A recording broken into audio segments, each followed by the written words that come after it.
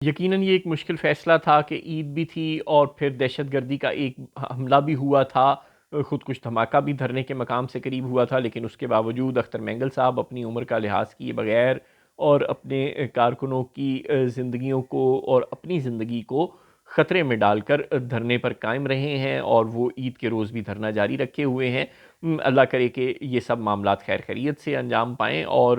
ہمیں کسی اور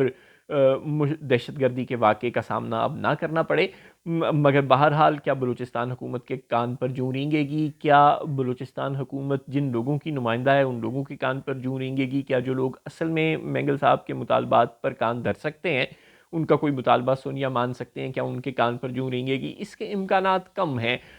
کیونکہ پاکستان میں پے در پے بڑی بڑی طاقتوں نے بھی دھرنے اور لانگ مارچ کیے اور وہ سب ناکام ہوئے، ان کو بری طرح گن فائر کر کے محسن نقوی ٹائپ لوگوں نے اسلام آباد تک سے واپس بھیج دیا۔ تو مستونگ میں بیٹھے ہوئے لوگوں کی کوئی بات سنے گا؟ شاید ایسا نہ ہو۔ ہاں یہ ضرور ہے کہ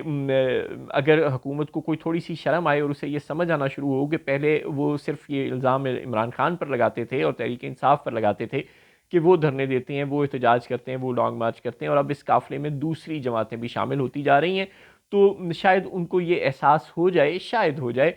کہ ان کی اپنی بھی کوئی غلطی ہوگی کہ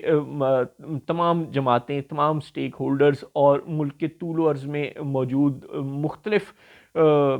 طرح کے لوگ ان سے ناخوش ہوتے چلے جا رہے ہیں، اور یہ ناخوشی ان کے لیے کسی بڑے مسائل کے انبار کو دعوت دے سکتی ہے۔ جب معاشرے کے تمام سیکشنز آپ سے ناخوش ہو جائیں، بی این پی الگ طرح کے مطالبات لے کر اور تحریک انصاف الگ طرح کے اور مولانا فضل الرحمان الگ طرح کے، تو اور بلوچ یکجہتی کمیٹی والے الگ طرح کے، تو پھر بہرحال آپ کو سوچنا ضرور چاہیے کہ آپ کے اندر اپنے اندر کیا برائی ہے، اور شاید ایسا حکومت کو جلدی سوچنے پر مینگل صاحب مجبور نہ کر سکیں، تحریک انصاف مجبور نہ کر سکے، فضل الرحمان یا وکلا بھی مجبور نہ کر سکیں۔ اس کے لیے بار بار کی کوششیں کرنی پڑیں گی، ہر طرف سے کوششیں کرنی پڑیں گی، اور یہ ایک اچھا آغاز ضرور ہے۔ مینگل صاحب اور ان کے ساتھیوں کی طرح بی وائی سی کو،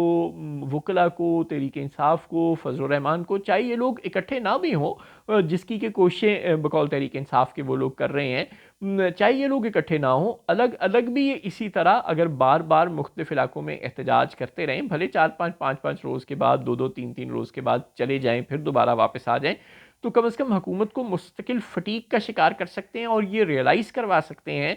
کہ معاشرے کا ہر طبقہ ان سے ناخوش ہے۔ تو شاید ان کو کچھ شرم آ جائے، کچھ حیا آ جائے، اگرچہ اس کے چانسز کم ہیں، لیکن بہرحال بار بار کے حملے کمزور ضرور کرتے ہیں اور اعصاب کو بھی کمزور کرتے ہیں، اور حکومت کی صفوں میں انتشار بھی پیدا کر سکتے ہیں۔ یہ ایک اچھی اسٹریٹجی ہو سکتی ہے اگر تمام جماعتیں اسی پالیسی پر کاربند رہیں اور کسی دھرنے کو انا کا مسئلہ نہ بنائیں اور 146 روز تک بالکل جاری نہ رکھیں، 2 4 دن کے بعد اس کو وائنڈ اپ کر دیں، پھر کسی اور جگہ دوبارہ اکٹھے ہو جائیں، لیکن بار بار حکومت کو اگر آپ تنگ نہیں کریں گے تو پھر شاید وہ طاقت کے زوم میں اسی طرح سوسائٹی کے تمام طبقوں کے حقوق کو غصب کیے رکھنا،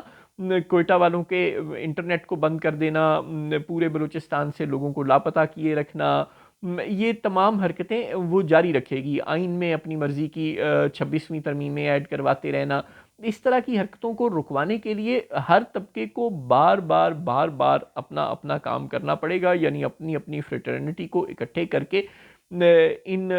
غاصب قوتوں کے خلاف احتجاج ریکارڈ کروانا پڑے گا۔ اگر آپ اکٹھے نہیں بھی ہوتے اور علیحدہ علیحدہ بھی بار بار احتجاج کرتے رہتے ہیں تو آپ حکومت کو شاید بیک فٹ پر ڈھکیلنے میں کامیاب ہو جائیں۔ ہاں اگر آپ سب ڈر کے گھر پہ بیٹھے رہے تو پھر شاید کام مشکل ہو جائے۔